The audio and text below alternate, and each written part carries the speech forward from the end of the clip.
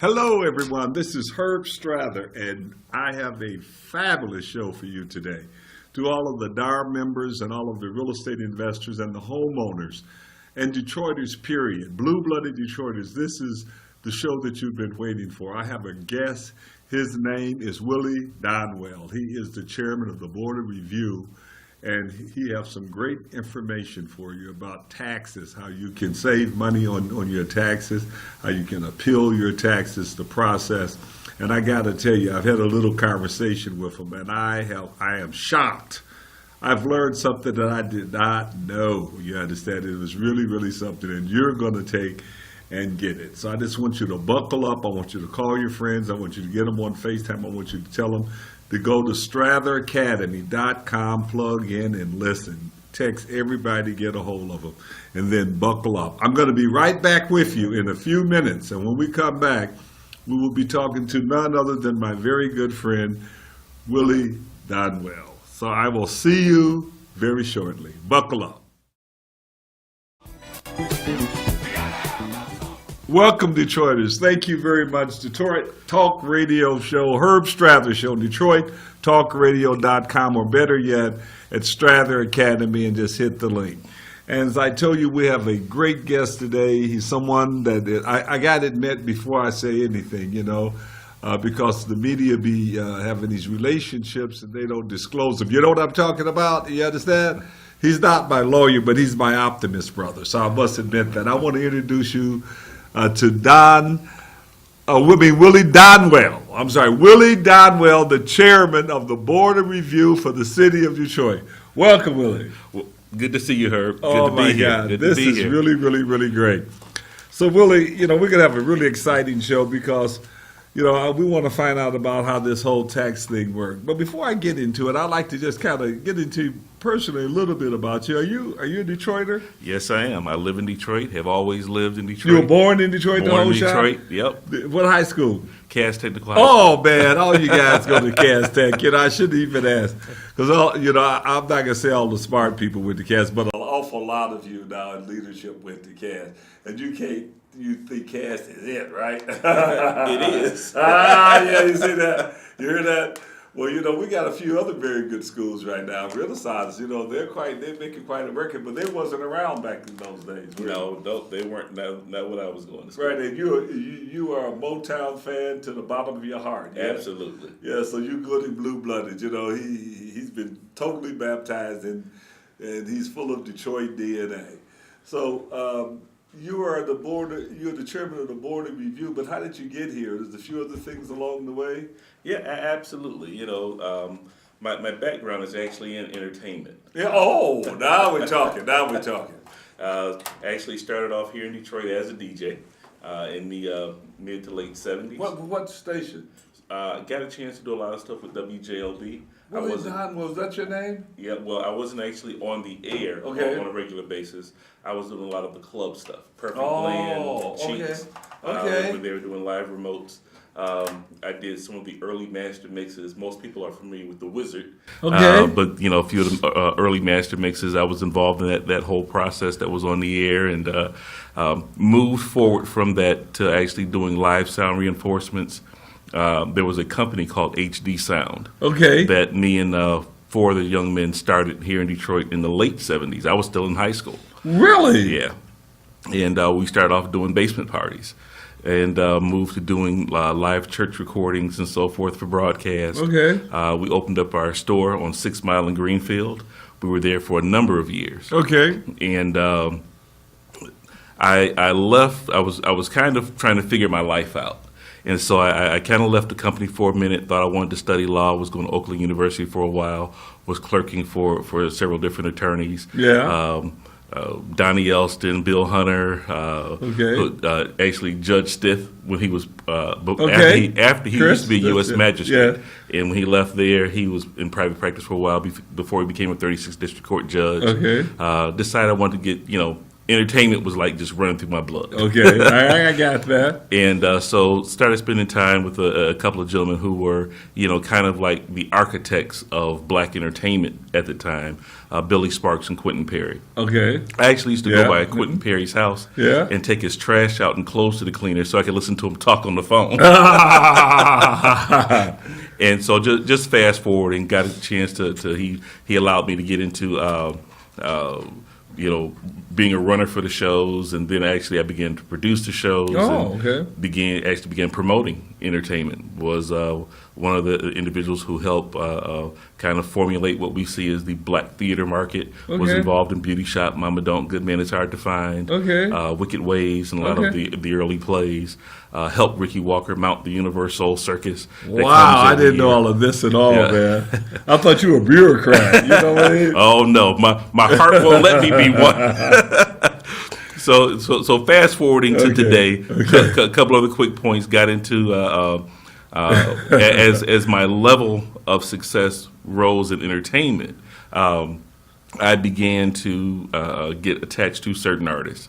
So late '95, early '96, when Prince had finally left Warner Brothers, began to be his production coordinator for the what was the Love for One Another tour. We were doing kind of like these hit and run dates. Wow! Right, and he actually comes into Paisley Park one day, and opens and closing doors, and I hear a lot of stuff in the hallway going on, and I'm in the conference room advancing the shows for the next several markets. He comes in the conference room and he says, "What are you doing?" He says, "I'm advancing the shows.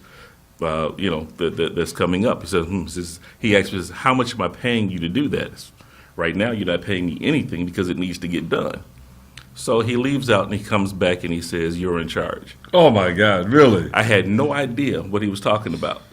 So you put your heart and soul in it, and you did it because it was a burning desire, and you came back and got rewarded for it. That's applicable in a lot of different. Absolutely. That's applicable in life, right? Absolutely.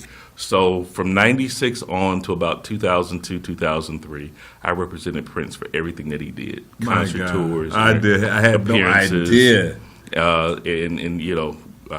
Great friend, phenomenal artist, and just unique in everything that he did. That is an amazing thing. But it gave me an opportunity to get connected to a tremendous amount of individuals around the world, and it allowed me to truly see how business works. Okay. And it's so unfortunate that sometimes we don't capture our opportunity when it's actually put in front of us. Right. No matter how big or small that it is, opportunity always exists. Right. And so just I don't want to spend too much time on that because we're here to talk about property taxes. But fast forwarding to today, about 2003, my youngest daughter, Chantel, who's autistic, needed me to spend more time at home and not being on the road. Okay. And help focus on her life. So from 2003 to about 2007, I was pretty much doing all my business operations at home. Okay. And around 2007, I get a call from City Council. It was Councilmember Martha Reeves at the time. Martha Reeves, Yep. okay. And that makes sense. Yeah, there you go. And so she asked me to come in and help deal with some issues relative to the board of review. And I sat down and met with her, and I says, "Okay, well, Councilmember, I'm going to stick through this through the end of your term, and and help rebuild the process as much as I can." Okay. Because at the time, the board of review didn't have real policies and procedures. It really didn't have solid organization or things that could actually, direct the board in a direction that would best service the citizens. Okay.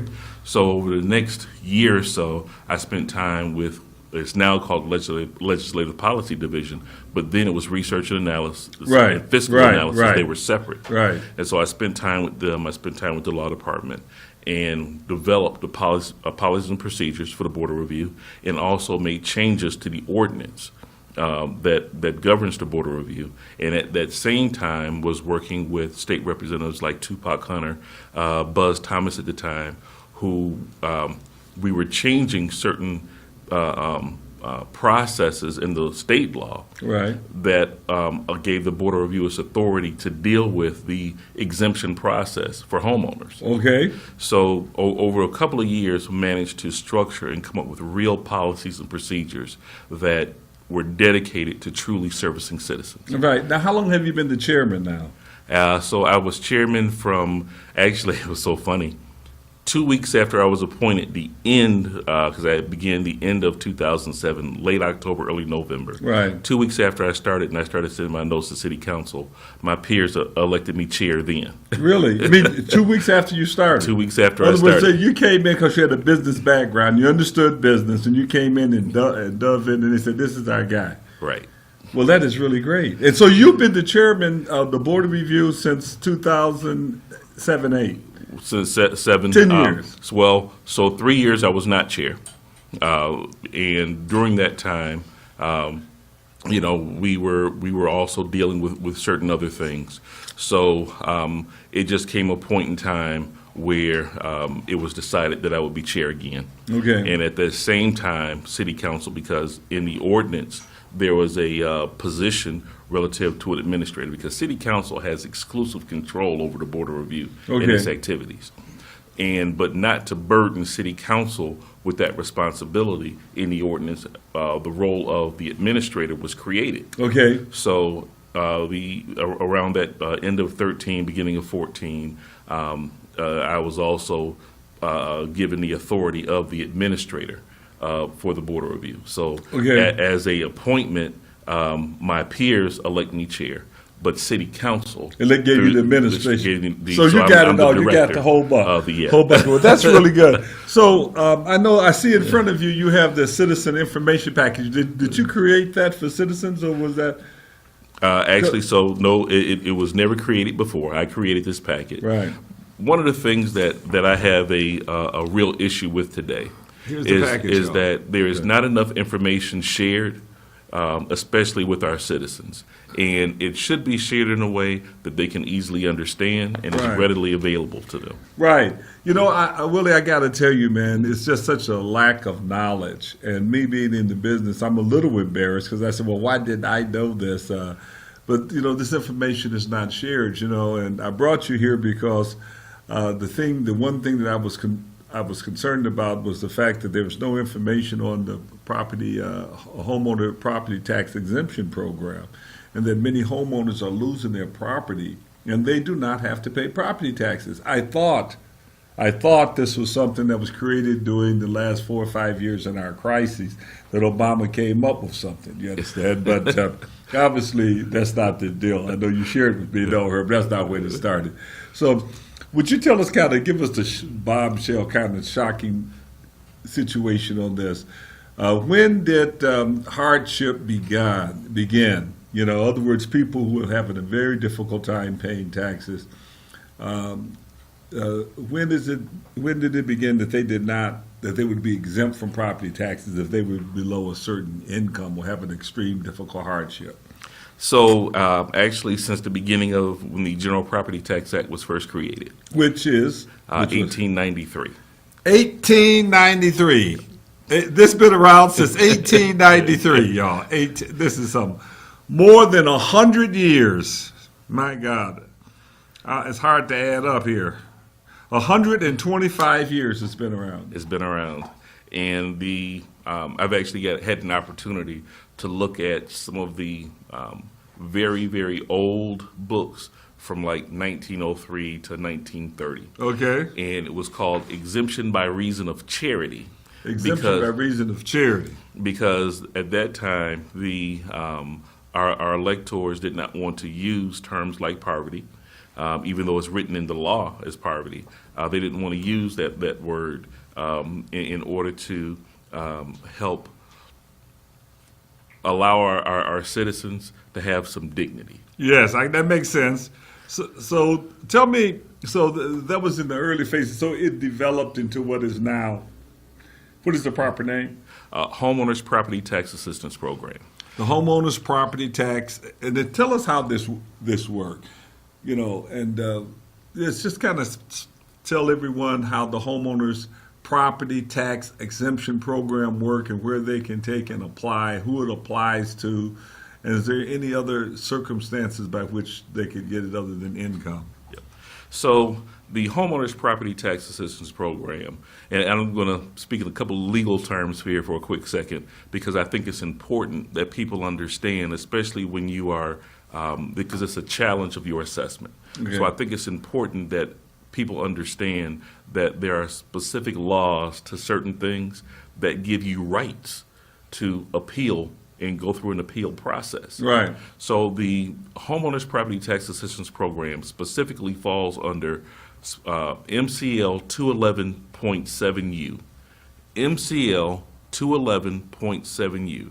That is the section of the General Property Tax Act that applies to this process. And it is not only for Detroit, it's anywhere in the state of Michigan. Okay. So any property or any homeowner Okay. who owns and occupies their property as their principal residence can file with the local assessing unit for an exemption of their property taxes based upon income or circumstance. Okay. Now, if it's a single property, I assume it could be 100% exemption or 50% depending on what their income is.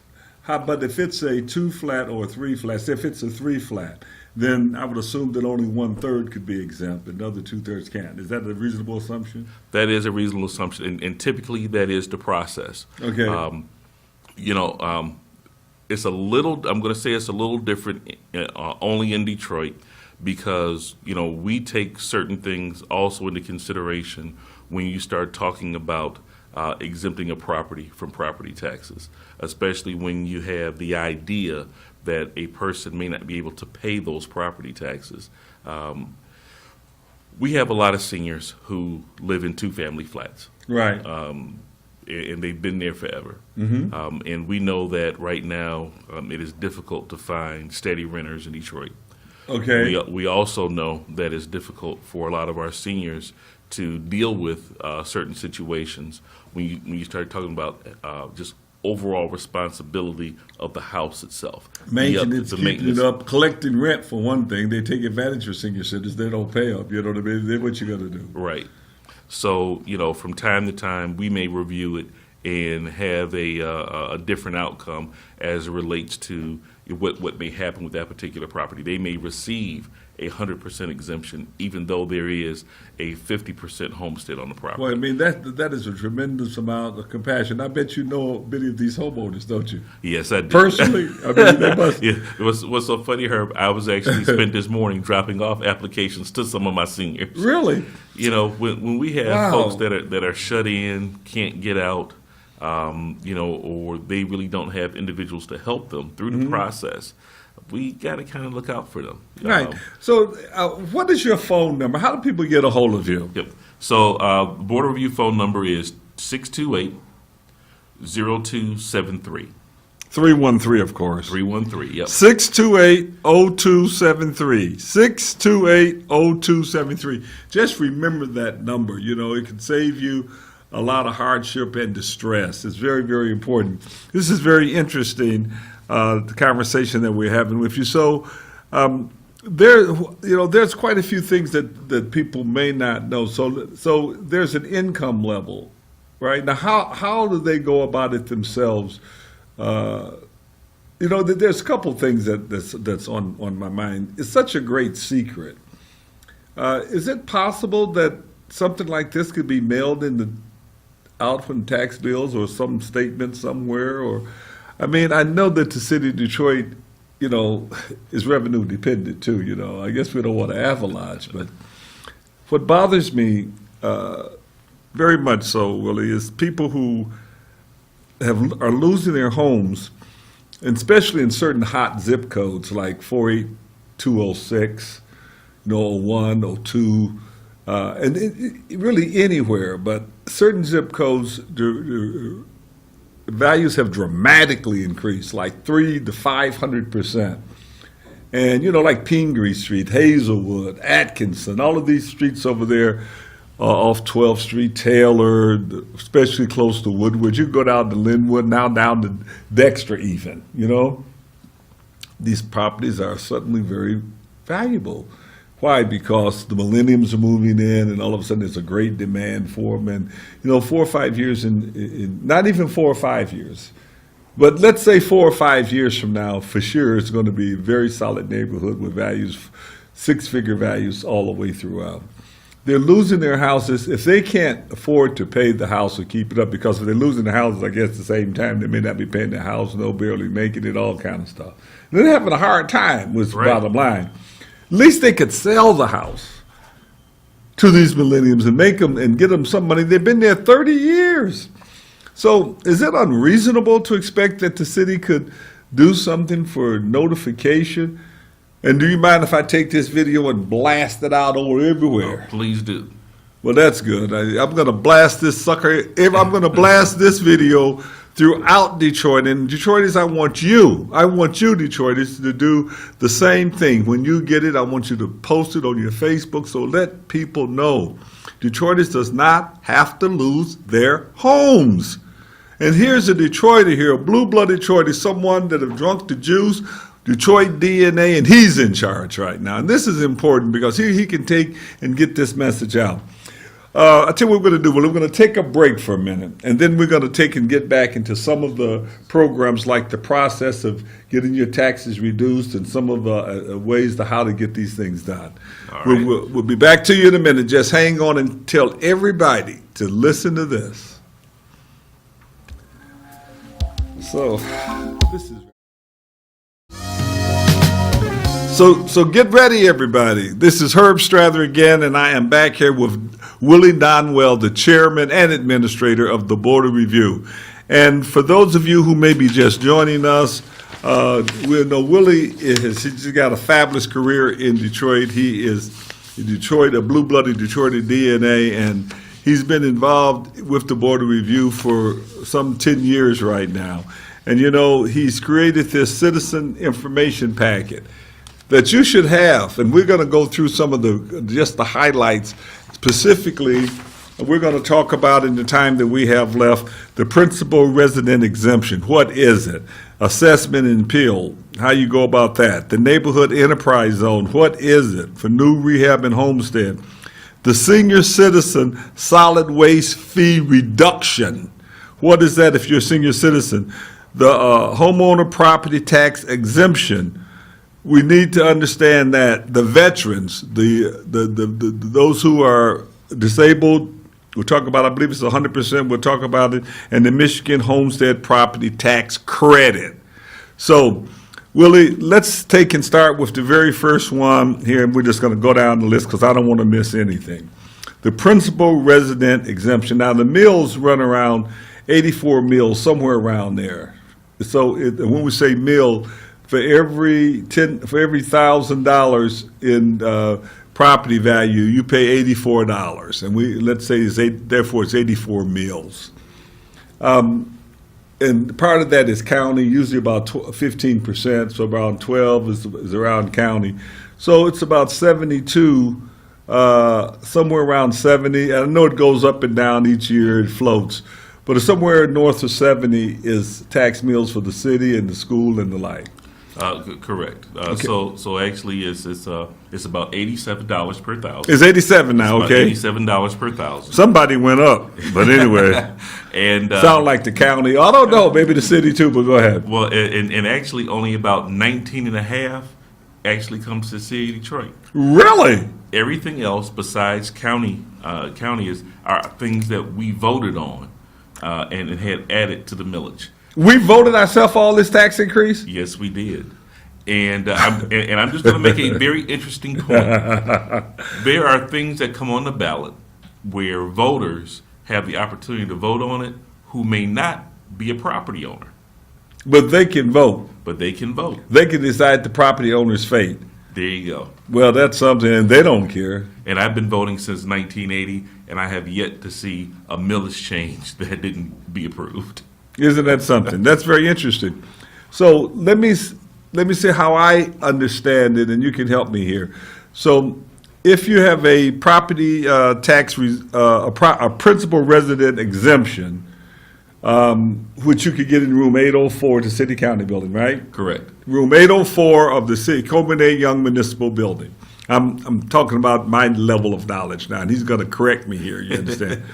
So, if you apply, instead of you paying the 87, well, I better ask you, how much would you pay? So instead of it being 87, it's about 67. 67. So how much does the city, what percent does the city, of those 20 different points, where do they come from? It's actually just school operating. That's the only adjustment.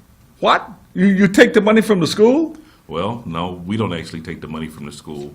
There is a portion still in that 67 that goes to the school district. The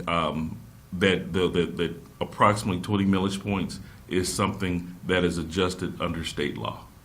It is adjusted under state law. Yes. I see. So it is a requirement to have a principal resident exemption. If you are the owner of the property, Yes. this is only for residential. Only for residential? Own and occupy as your principal residence. Right. So that, and typically you hear the term homestead. Okay, That's homestead. That's the common word Right. that most people are familiar with. Right. So a homesteaded property must file, an individual who owns and occupies it or going to own and occupy it as their principal residence must file a principal residence exemption affidavit with the local assessing unit. And Right. that's anywhere in the state of Michigan. Okay, that's anywhere in the state of Michigan. Now, I've learned a few times, if you file that, once you sell the property, you have 45 days to file that affidavit. The purchaser, it's a purchaser's affidavit, is it? Property transfer affidavit. A property and if you don't file in 45 days, you get zapped, about $75, right? Well, no, it's $5 a day up to a maximum of $200. Ooh, $5 a day. Listen, if you sell your property, you have, how long? 45 days. 45 days to file it. If you take longer than 45 days, it start clicking at $5 a day. This is a lot of money. You know, you end up paying $200 just for filing, just because you didn't go down and take and file. It's not enough, in other words, to file your deed. You also got to go over and file Room 804, the same place, for the property tax. Property transfer affidavit. Property transfer affidavit. And at the same time, while you're doing that, you can get a principal resident exemption at the same time. Is that correct? If this is a property that you're going to be living in. Right. Yes. Now, if it's a two-flat that you're living in, it becomes a 50%. Correct. I see. So you all got that. It is called a principal resident exemption that you can have. Otherwise, your homestead exemption. It's about 20 points, almost 25%. 20-something percent that you can save. My heart is broken a little bit that comes off the education budget. I like for it just to be off everybody's budget, but I don't know if we want to do anything about that, but I need to understand that a little bit more, but I'll get to that. Well, I'll come in and I'll do a whole thing just on that, because that's a whole process all by itself. Well, you know, and is it fair? Do our students suffer as a result of this, or should it be just spread across?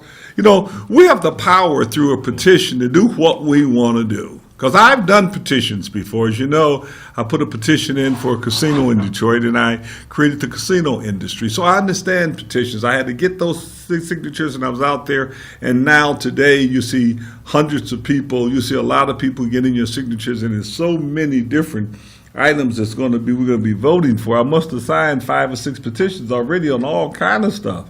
You know what I mean? But you should be careful of what you be signing petitions for too. Do you agree with these things? Read them. You know, there's summaries and you can understand. So just don't sign anything automatic. Make sure that you understand what you're signing. So the assessment appeal. Now that is, I think most of us understand that. Just brief us really quickly. The assessment appeal is the dates. So every year, an individual is going to receive a assessment notice if there's going to be a change in their value. This year in the city of Detroit, the assessment notice was a yellow form, and typically on the top it says, "This is not a bill." You should receive it sometime in January, no later than early February. Okay. And in the city of Detroit, if you're going to appeal your assessment, you must appeal it between the 1st and 15th of February. If you're going to appeal your assessment, you must do it between the 1st and 15th of February. And it's called the Assessor's Review. It gives the Assessor's Office an opportunity to see and look at things and maybe make any corrections or changes relative to properties, because individuals to understand that when the assessor's office reviews properties, they may not have certain knowledge as it relates to certain deficiencies that may be in the property. Okay. The assessment office does a perimeter statement based upon square footage. Right. They, look at geographic competence in terms of neighborhoods and other deficiencies as it relates to maybe abandoned homes and so forth for external obsolescence and things like that relative to the property. Right. But you're not going to come in your house and Right. look at how many bedrooms you have. Right. I can You're not understand going to that. come in your house and see if you got a leaky basement. They're not going to, determine whether or not, certain repairs are needed Right. on your home. So if you're able to come in between that 1st and 15th of February and share that information with them, Right. An adjustment to your assessment may be warranted. Right, but Willie, let's say if there is no increase, you can still come in and appeal it just from previous years, correct? Absolutely. You have the right to appeal it every year. Okay, so that is your assessment appeal now, and so can you go to the Michigan Tax Tribunal if you do not appeal a residential property? No. So you lose that right to take it to the but on a commercial property you can, as long as you can take it straight to the Michigan Tax Tribunal, provided you file by May the 31st. Correct. See, I got that. I'm getting better. You understand? I'm trying to impress y'all. You know that I know something. You understand? But I'm getting the education too. Believe me, I'm getting the education. So that's cool. I understand that. So everyone. You're going to get your assessment. You're going to get a little card from the assessors, usually in January, but it could come in early February. Yes. So that you may not have a lot of time because February 15th you got to appeal. But you should, if you're going to appeal your taxes, appeal them. Just know that you're going to appeal them and get down there and appeal them. When can the appeal process start? So it starts between the 1st and 15th of February. So those 2 weeks is when the appeal come. Remember, the first Correct. 2 weeks of February, you can appeal. You can do it in writing too, can't you? Yes, you can. You can do it in writing. Can you send it in early if it's January in writing? You sure can. Okay, so you know what you're going to do. You know what you're going to appeal. Get it done. At least you're on record, so that you'll have a chance to argue. You can go before the board of review, but if you don't appeal it, you don't get a chance for the second step because you got 3 steps here: the appeal, Correct. the board of review, and the Michigan Tax Tribunal. That is correct. Right. Now, if you have commercial property anywhere, you can just take that straight to the Michigan Tax Tribunal if you don't appeal. But it's a great thing to appeal because you can save yourself the Michigan Tax Tribunal fees and aggravation and all of that. Because once you have to appeal to the state, and then once you appeal to the tax tribunal, then you have a chance to sit down with the city lawyers. At this point, I don't think the board of review get involved at that point, do you? Not at that, but once it goes to the tribunal, no. The city lawyers, and you do what is called a stipulation, and you stipulate as to what the new amount is. But that's a different process, and it's a costly process. And you normally is going to pay a good chunk to a lawyer or to someone like me who's going to file the appeal and do an appraisal and argue on your behalf. Whereas before you may have a shot at getting the reduction without doing that. Is that well stated? Yes, sir. I'm doing good. So let's go to neighborhood enterprise zones. Now, give us a refresher on that. Just tell us. Can any neighborhood get it? Can the block club say, hey, we want this? Just give us a whole little, instruct us on what it is, and how Detroiters can participate in it. So I believe it was in 2005, 2006, during the Kilpatrick administration, 52 neighborhoods was established as neighborhood enterprise zone homesteads. And these are neighborhoods that at that time were some of our highest assessed neighborhoods in the city. And so it gave opportunity as it relates to bringing in new home ownership, to give them an opportunity to see a reduction in their tax obligation relative to having what's called a neighborhood enterprise zone homestead approved on their particular property. And again, through the General Property Tax Act, what it does is it allows for the structure itself to be taxed at a lower tax rate. So that 19.5 millage points that I was talking about, that is the city's portion on in terms of the millage points, is actually cut in half through the NEZ homestead process. Okay, so there's 87 mills. If you do a NEZ, what is what is your tax rate at that point?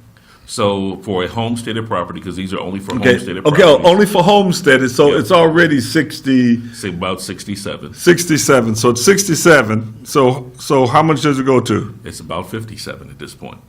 It goes to 57. Correct. So you can get about an additional 10 points off. Close to another 10 millage points off. I thought someone said it was more closer to half. No, I guess it's half. You say 87 versus 57 in Right. that sense. But if you're homestead, do you automatically get it if you're in a homestead, a neighborhood enterprise zone, or do you have to make application too? You have to make application. This is only for properties that were purchased after 1997 in one of the 52 NEZ neighborhoods. If you lived in there and you own the home for 40 years, you don't get it. No, That's ridiculous. Well, not necessarily. So when we adopted Proposal A in 1994, took effect in 1995, it set the market as it relates to taxable value. So you already were low. You already were Taxable low. value typically is really low for those individuals Okay. who have been in their homes all I got you. So you're already low. Now, this assessment is based on the taxable value and not the assessed value too. Is that correct? Correct. I see. Well, that makes sense. So we can understand there's a difference between taxable value and assessed value. Assessed value is 50% of whatever the assessors determine the property is worth.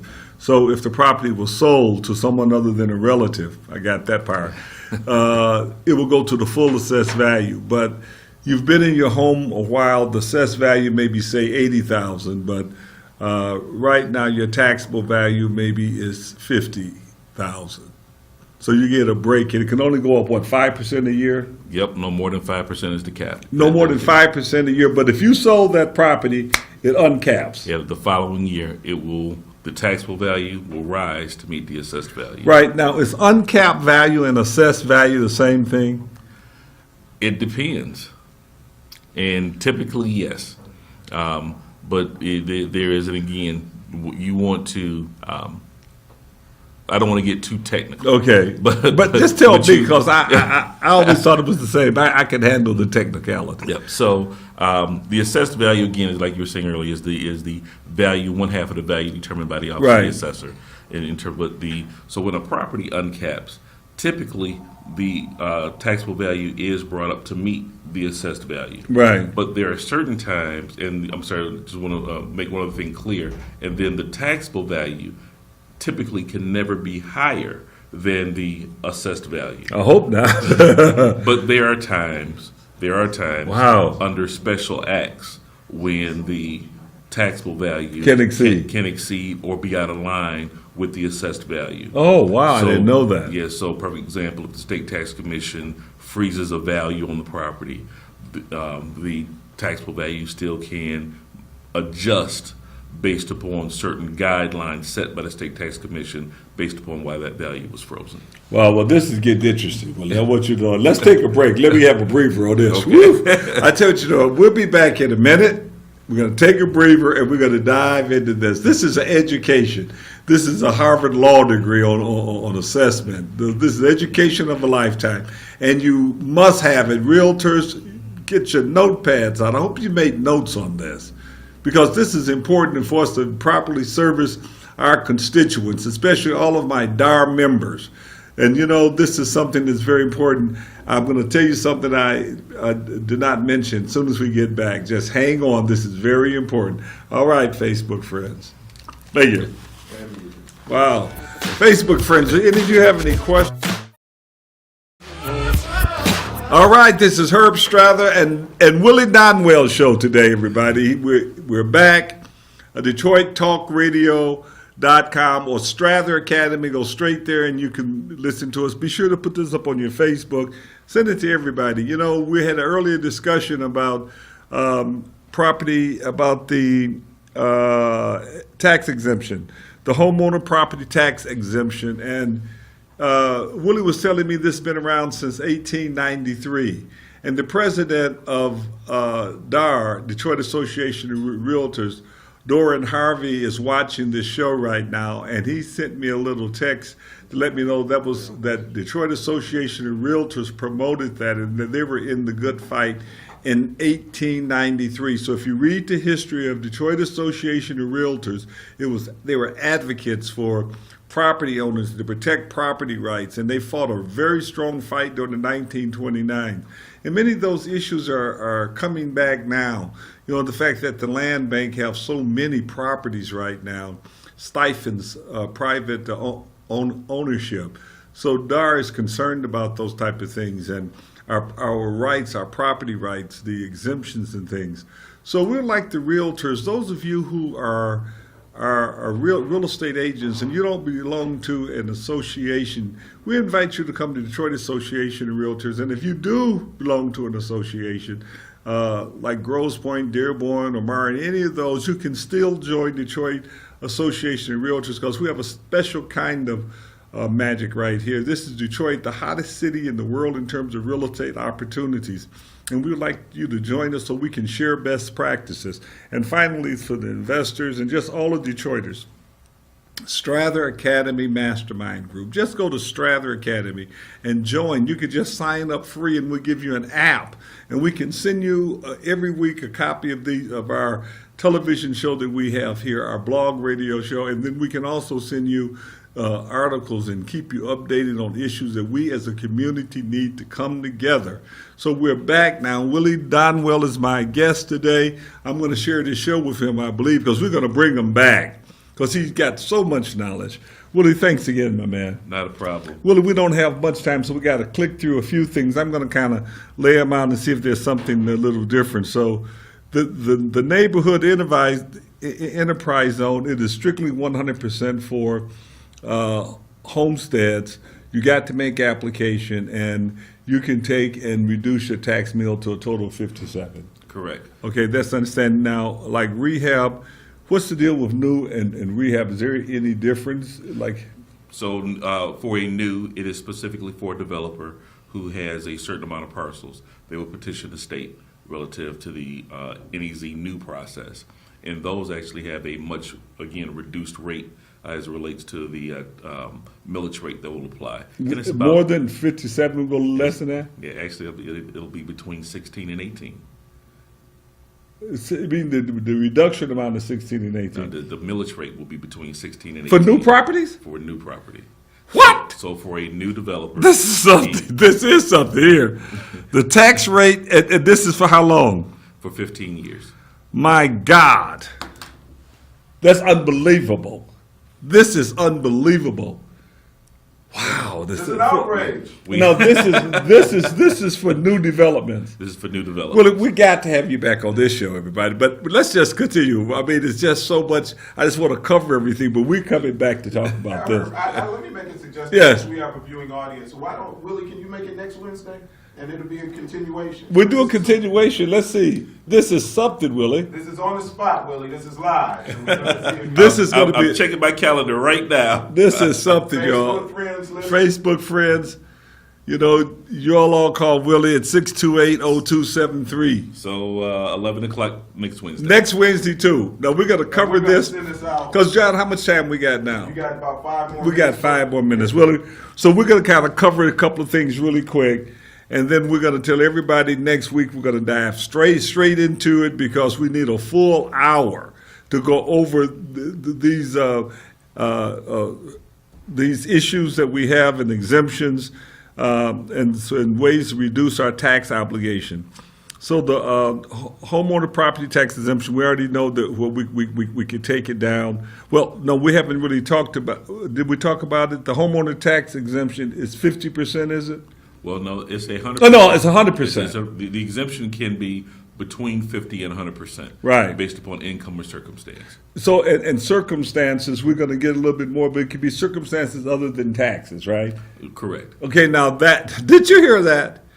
Did you hear it? In other words, a property tax would be reduced based on circumstances other than just tax. And I'm going to hang on to that one because that is so hot.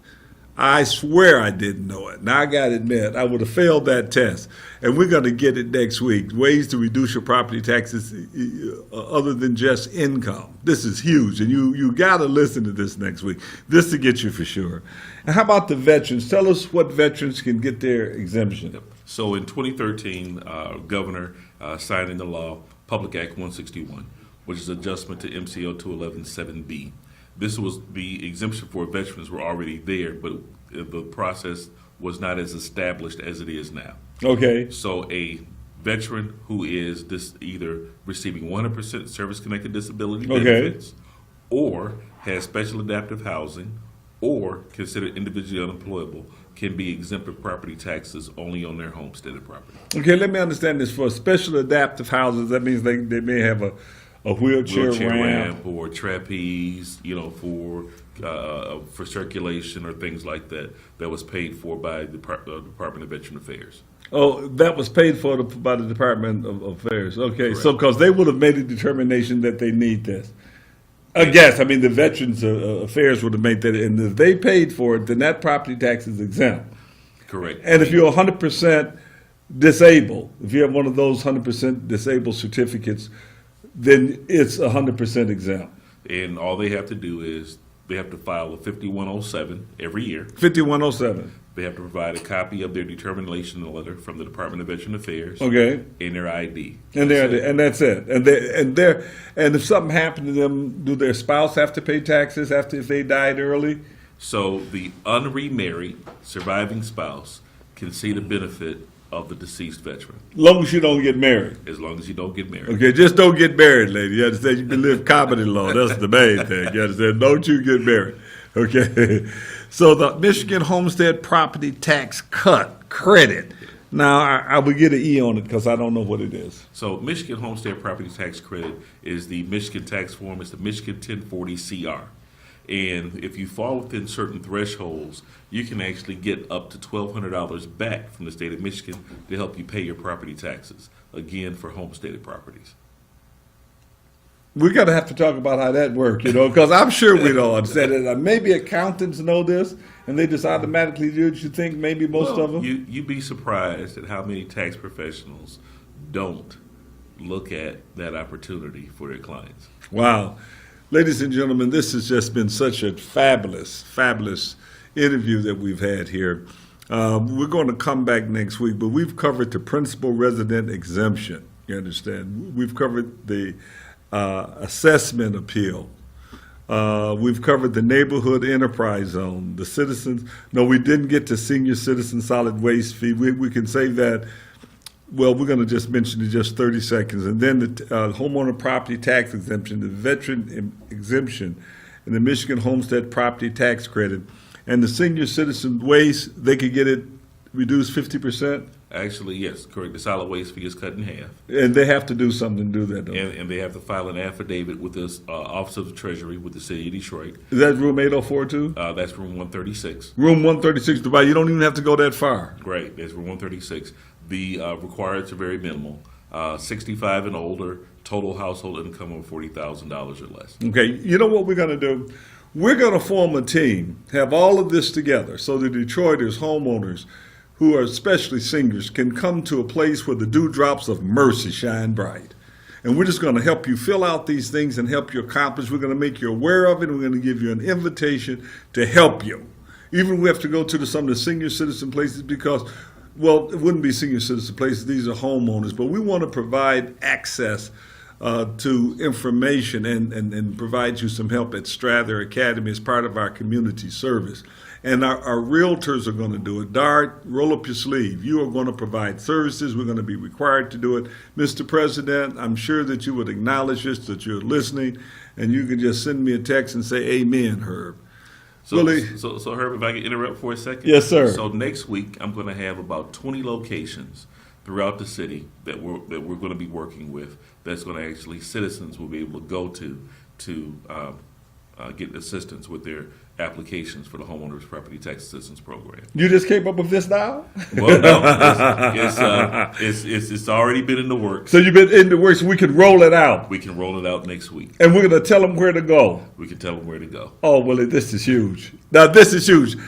And when they can go and get information on all of these things. Correct. Wow. I'm telling you, senior citizens, this is a big thing. You know what? I just keep forgetting I'm a senior citizen myself. You understand? I'll keep saying, listen, senior citizens. You understand? But since I got a 4-year-old daughter, since I have a 4-year-old daughter named London, I love you, baby. Hi, London. So in that case, I don't consider myself as a senior citizen, but the Lord has blessed me, and I am there. So this is just a wonderful, wonderful, wonderful time period we spent together with Willie. Willie Donwell, the chairman and my optimist brother and my very good friend. And I'm not like Hannity. Now I've expressed to you that he's my guy.